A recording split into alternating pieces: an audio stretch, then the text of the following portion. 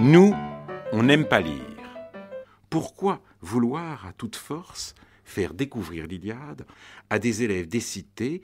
Et comment s'y prend-on quant à la question « Le grec, c'est quoi pour vous ?» Ces élèves répondent du tac au tac « Un sandwich ».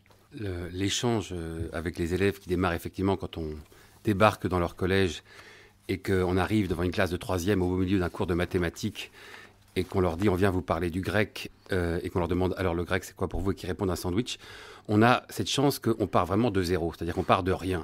Il commence à dire c'est un sandwich, peut-être rigole-t-il, et vous faites quoi pour dire c'est autre chose et quoi?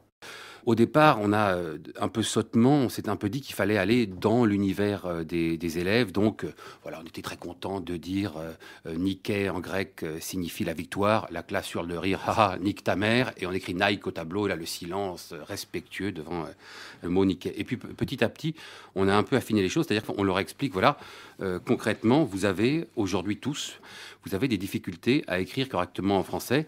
Et ça, ce sera un handicap majeur. Pas pour avoir votre bac, mais après, la barrière risque d'être terrible. Pourquoi pas pour avoir votre bac? Parce que aujourd'hui, parmi les gens qui ont leur bac, si jamais il y a 10% des élèves qui rendent une copie avec moins de 10 fautes, enfin c'est déjà exceptionnel. On le sait parfaitement. Les élèves font des fautes, ils en font beaucoup, et ils ne sont pas sanctionnés. En tout cas, on ne les pénalise pas pour X ou Y raison.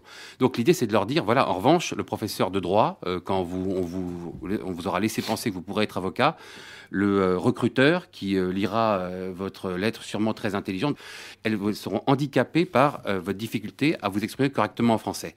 Et vous avez quelques raisons de ne pas écrire correctement en français, c'est que on ne vous a jamais expliqué les choses. Alors par exemple, on prend un élève, on lui dit, est-ce que tu pourrais écrire au tableau le mot psychopathe? Alors avec un peu de chance, il écrit I-K-O, et puis on explique ce qu'on ne leur a jamais expliqué, pourquoi est-ce qu'il y a un Y, pourquoi est-ce qu'il y a un CH, et petit à petit, ils s'aperçoivent qu'avec une seule racine grecque, ils peuvent donner du sens comme ça à 10 mots français, et c'est quelque chose qui marche extraordinairement parce que ça instaure une familiarité assez grande avec la langue française. Oui, je suis content d'entendre ce que dit Augustin, parce que tous vos arguments militent contre une réforme volontariste et drastique de l'orthographe. Si effectivement on voulait simplifier, psychopathe, on l'écrirait PSI et KO par exemple. Mais ensuite on ne peut plus le lire, on ne sait pas d'où ça vient.